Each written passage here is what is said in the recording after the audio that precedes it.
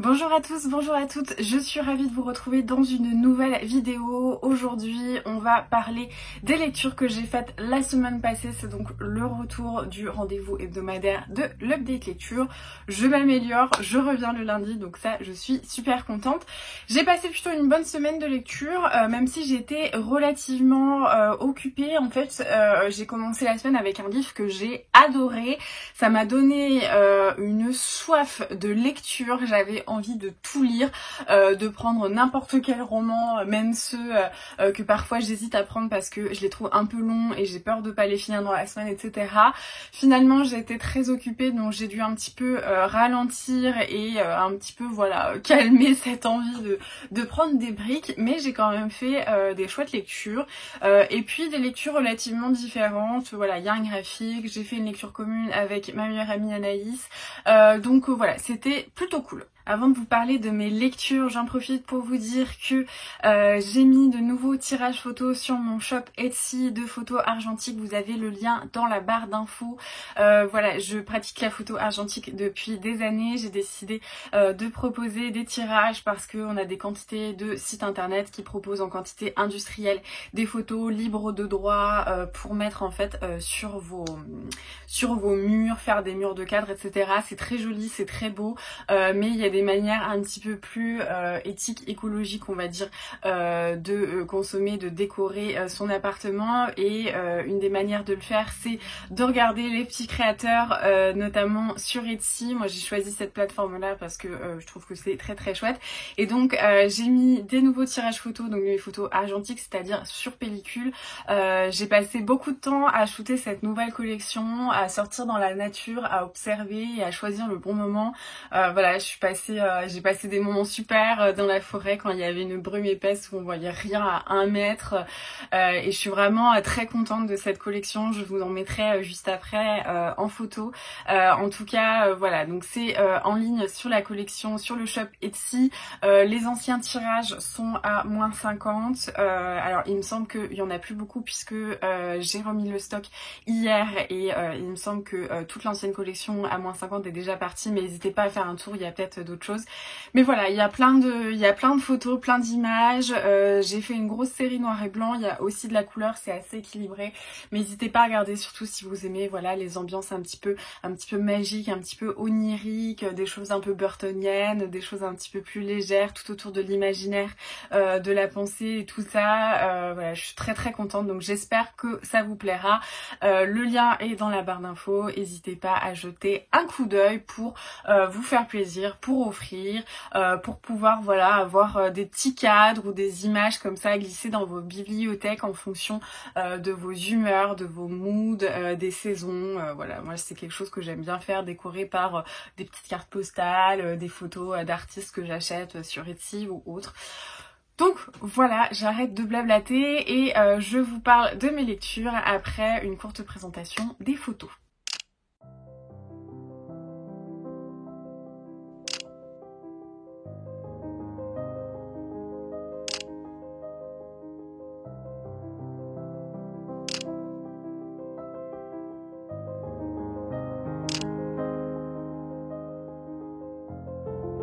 On commence très fort puisque je pense que c'est ma lecture préférée de la semaine et sans doute une de mes lectures favorites de ces derniers temps. C'est donc La salle de bal de Anna Hope, publiée ici aux éditions Gallimard NRF. Je crois que c'est la collection voilà du monde entier. Anna Hope, j'avais jamais lu ses livres. J'avais entendu parler de Nos Espérances, je crois que j'avais pas mal vu tourner, mais je m'étais jamais trop intéressée à cette autrice. Et c'est quand j'ai eu mon gros coup de cœur pour Le bal des folles de Victoria Mass qu'une d'entre vous m'avait dit tu devrais lire La salle de bal de Anna Hope parce que c'est un petit peu dans la même idée. Et suite à ce commentaire, je l'avais acheté direct, je l'avais commandé d'occasion. Il était resté dans ma bibliothèque et là je sais pas pourquoi je me suis dit vas-y lis-le, ça m'a l'air d'être le bon moment. Je pense qu'il y aurait même pas eu fondamentalement de mauvais moments parce que j'ai adoré ce livre. On est en 1911 du coup dans un asile dans le Yorkshire en Angleterre et en fait on suit Ella qui est une jeune femme qui va arrivée en fait dans cet asile, elle comprend pas du tout pourquoi, parce que juste pour elle, elle a eu un petit moment de colère, elle a cassé une fenêtre dans la filature dans laquelle elle travaillait, parce que les employés étaient enfermés, il y avait toutes les fenêtres étaient fermées parce que forcément il fallait pas de distraction, mais du coup c'était des conditions inhumaines, et donc elle avait cassé cette fenêtre.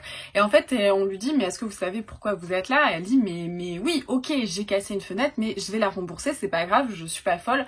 Et en fait du coup on lui fait comprendre que tous les gens qui sont là disent qu'ils ne sont pas fous.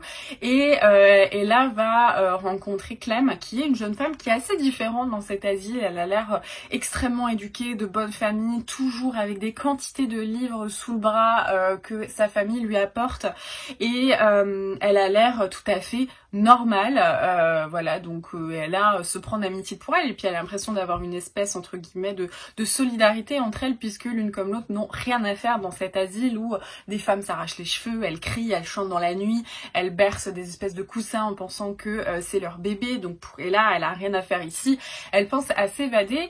Et d'un autre côté on alterne avec des chapitres sur d'autres personnages, deux autres, et il y a John, qui est un homme qui lui est dans l'asile, mais du côté des hommes, puisque hommes et femmes sont séparés.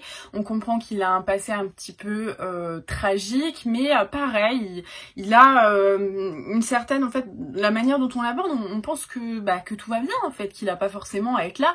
Et puis quand on sait un petit peu avec quelle facilité les gens étaient enfermés dans des asiles, en fait, on se dit bon voilà, lui non plus, il a rien à faire ici. Et on suit Charles, qui est en fait le docteur Fuller, qui travaille, du coup, qui est le médecin psychiatre, un petit peu en chef, et qui va suivre un peu ses patients. Donc il observe lui aussi, et là Clem, John, et on va voir comment il va essayer de faire avancer les travaux, comment notamment il va essayer d'allier sa passion pour la musique et la santé mentale, le soin des patients en psychiatrie. Donc on va voir un petit peu tout ce petit monde comme ça, et on va suivre leur histoire. Je pense que je vais pas vous en dire plus au niveau de l'intrigue, mais j'ai énormément aimé ce livre, notamment parce que c'est assez subversif, parce que j'ai trouvé que Anna Hope, elle arrivait, sans que les choses soient évidentes, à nous faire changer d'avis comme ça de manière assez douce, assez insidieuse. Enfin moi je sais que certains personnages au début je me disais non mais elle c'est sûr, il y a une histoire cachée derrière, elle a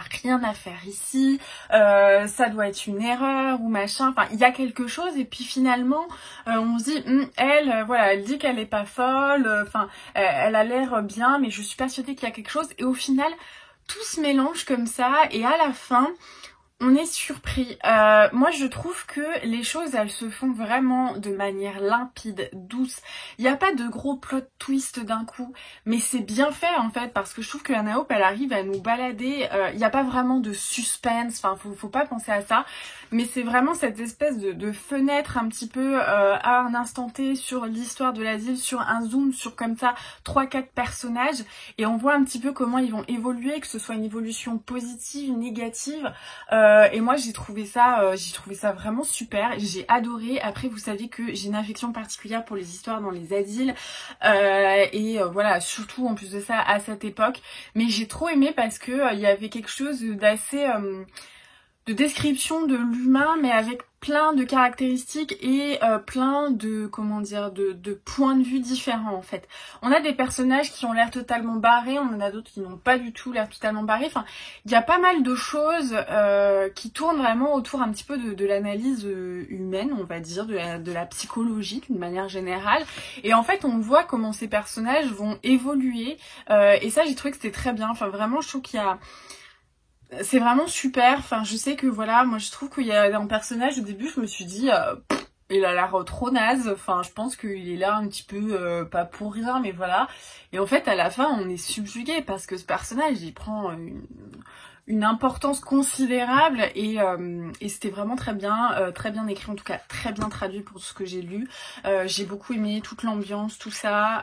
C'est un bon roman, super chouette. Donc voilà, si vous aimez ce genre d'histoire, et puis d'une manière générale, c'est pas que voilà, ça tourne. En fait, ça tourne presque même pas autour des maladies mentales et de la psychiatrie, puisque oui, on est dans un asile, mais on va pas analyser les gens en fait, on va pas chercher, on suit juste un petit peu leur histoire dans cet environnement. Ça aurait pu être entre guillemets un cirque, ça aurait pu être autre chose, mais non, là c'est dans un asile et c'est vraiment super intéressant parce que il y a plein d'histoires de famille derrière, il y a plein un petit peu de secrets, de choses un peu qu'on a du mal à s'avouer, un peu de tares, de boulets qu'on traîne depuis un petit moment et qui finissent par finalement avoir une influence quelle qu'elle soit. Donc j'ai trouvé que c'était vraiment très chouette. N'hésitez pas en fait à le prendre parce que voilà, moi j'ai trouvé que c'était vraiment vraiment cool. J'ai passé un super moment de lecture, j'avais pas envie de le lâcher, j'ai dû le lire en 2 sessions on va dire de lecture. Donc voilà, la salle de bal c'était vraiment super cool, donc merci à celle qui me l'avait conseillé. Avec ma meilleure amie Anaïs, on a lu Le ghetto intérieur de Santiago H. Amigo Rena. Donc là j'ai une édition de chez Paul ou POL, je sais pas. En fait on a trouvé ce bouquin toutes les deux en boîte à livres et on a décidé de faire une lecture commune parce qu'en plus de ça il est assez petit. Là c'est un grand format, il fait moins de 200 pages avec beaucoup de marge et tout ça. Et puis j'ai vu Ghetto intérieur, Varsovie, donc clairement on a sauté sur cette histoire. C'est un livre dont le nom me disait quelque chose, mais j'avais pas trop, voilà, je savais pas trop de quoi ça parlait. En fait, on va suivre Vicente qui vit en fait en Argentine. Il a épousé Rosita, il a 3 enfants, un fils, 2 filles. Il a encore quelques amis qui venaient de Pologne comme lui, puisqu'en fait ils ont fait la guerre.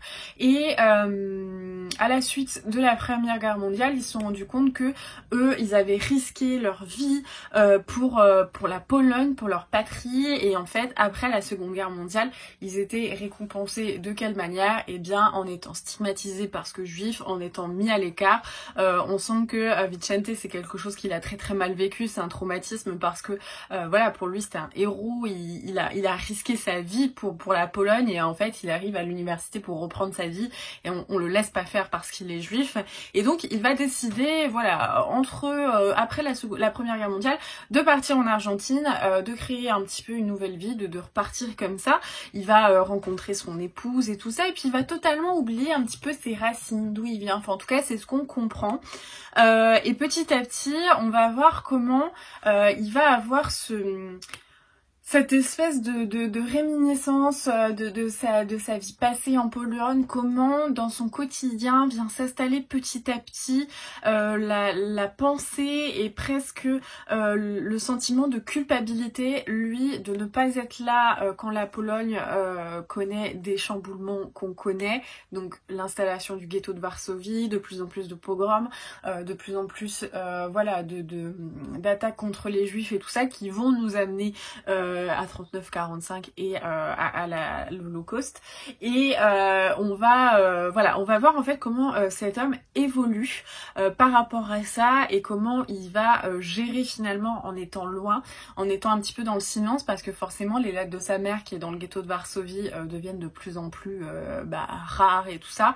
Et comment lui il va vivre en fait l'épisode de la Seconde Guerre mondiale en n'étant pas là-bas physiquement, mais en étant quand même mentalement. Ce livre, je pense que j'ai pas mal de choses à dire. J'ai un peu du mal à dire si j'ai aimé ou pas. Au niveau de la plume, j'ai trouvé que c'était assez inégal. Des fois, on a une description comme ça de l'évolution de la situation historique qui est presque encyclopédique. Moi, c'est vraiment quelque chose qui m'est resté, c'est qu'il y avait des passages où j'avais presque l'impression que c'était une note de bas de page qui avait été intégrée au corps du texte, où on faisait une espèce de reconstruction historique pour nous dire, alors voilà, là, on est dans tel contexte. Ça faisait très manuel d'histoire, en fait, et je trouvais que ces passages, ils étaient très intéressant, ça je leur enlève rien, mais pour moi ça cassait cette narration un petit peu, alors que peut-être c'est un choix de l'auteur, mais en tout cas ouais, j'avais vraiment ce sentiment de la note de bas de page en fait, où on explique un peu le contexte historique et bim on se dit bon allez on va le rajouter dans le texte. Donc j'avais un petit peu ce décalage, et puis des fois on a quand même la narration, il se passe pas grand chose, faut le savoir, c'est pas quelque chose où le personnage principal va être impliqué, va être acteur, où va y avoir des péripéties, etc. En fait on suit le texte à mesure où le protagoniste subit mentalement ce qui se passe loin de chez lui, dans sa patrie. Donc les descriptions de son quotidien, elles sont assez plates. il se passe pas grand chose. Mais il y a quand même un petit piquant dans la plume de l'auteur que je trouvais intéressant. Des fois il y avait des passages où il y avait certaines répétitions, certains choix de style qui donnaient quand même un petit truc un peu décalé, un petit peu presque sarcastique, qui me plaisait bien. Enfin en tout cas il y avait des choses un petit peu curieuses, mais dans le bon sens du terme, hein, dans sa plume. Mais du coup j'ai trouvé voilà que c'était assez inégal.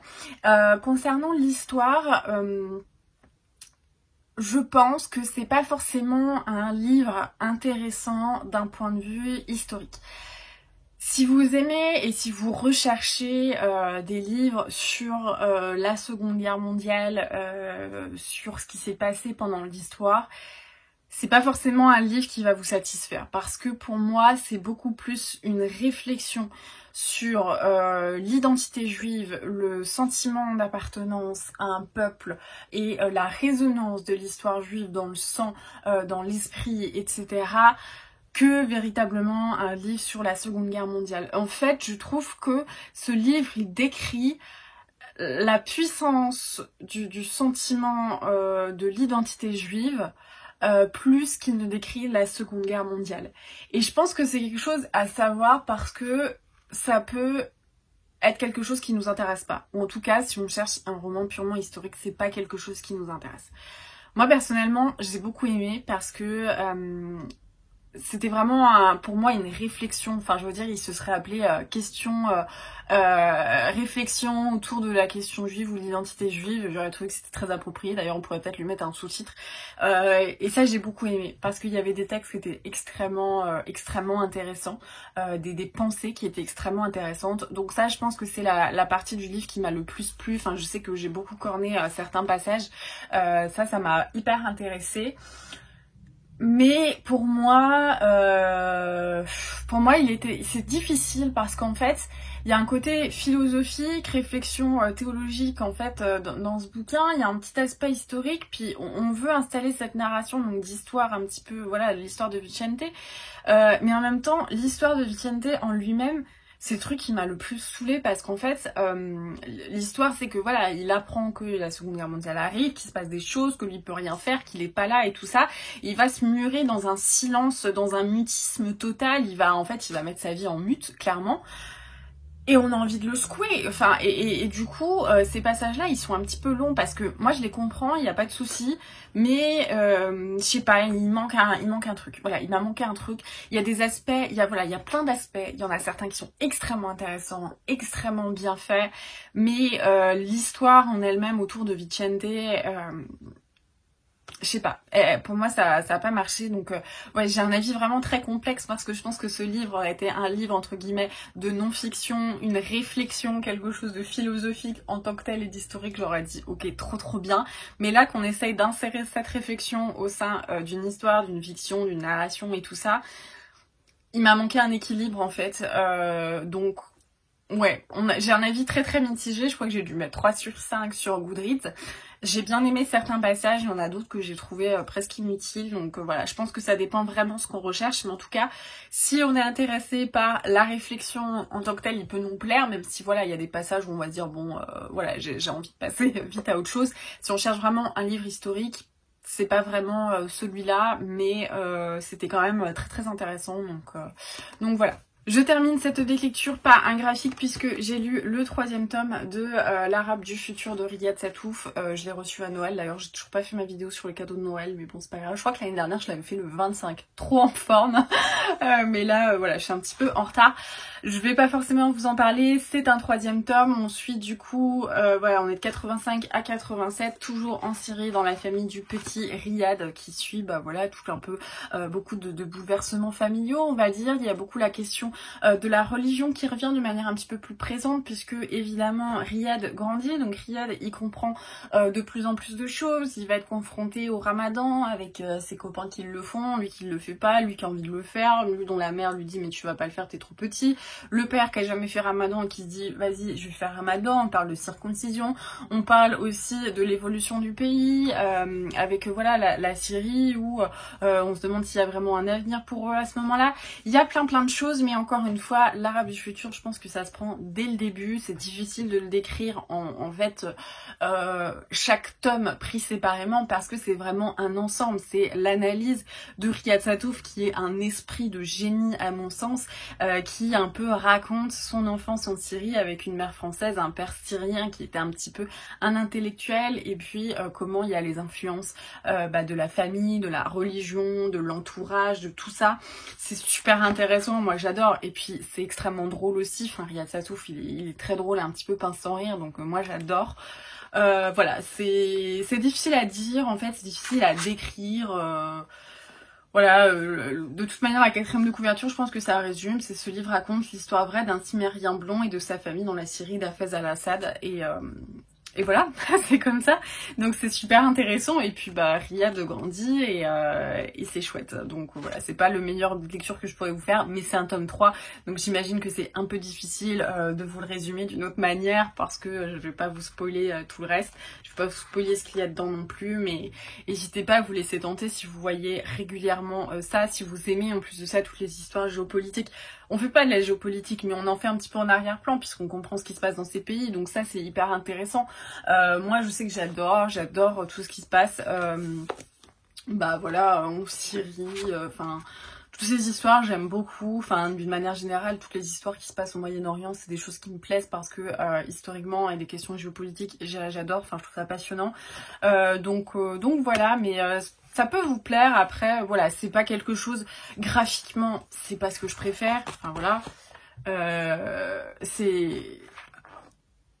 c'est pas merveilleux, enfin je vais pas vous dire c'est comme les carnets de cerises, c'est une super BD sur l'enfance et tout, d'une manière générale c'est même pas trop une BD qui est destinée à la jeunesse, mais moi voilà j'adore, je trouve ça dingue. À chaque fois que je referme un Arabe du futur, je ferme le bouquin et je dis mon Dieu, mais franchement je suis toujours impressionnée, fascinée par le génie de Riyad Sattouf, voilà, je pense que ça parle de soi-même, mais ouais vraiment n'hésitez pas si toutes ces petites bribes d'informations vous intéressent, vous pouvez vous laisser tenter. Il me semble qu'il y a plein de bibliothèques qui les ont. Donc si vous n'avez pas envie d'acheter, parce que moi je sais que j'ai toujours du mal à les trouver en occasion, je finis toujours par les acheter neufs, en tout cas me les faire offrir pour mes anniversaires. Mais oui, je suis sûre que les bibliothèques doivent l'avoir. Ouais, faut se laisser tenter parce que c'est vraiment particulier. Voilà, je pense que la description fait pas rêver, mais à chaque fois pour moi c'est des bonnes lectures, je mets 5 sur 5, donc peut-être que pour vous ça vous fera le même effet. Voilà, c'est tout pour cette update lecture. J'espère que la vidéo vous aura plu, que vous aurez envie de vous laisser tenter par La Salle de Bal. Franchement, je vous invite à lui laisser une chance.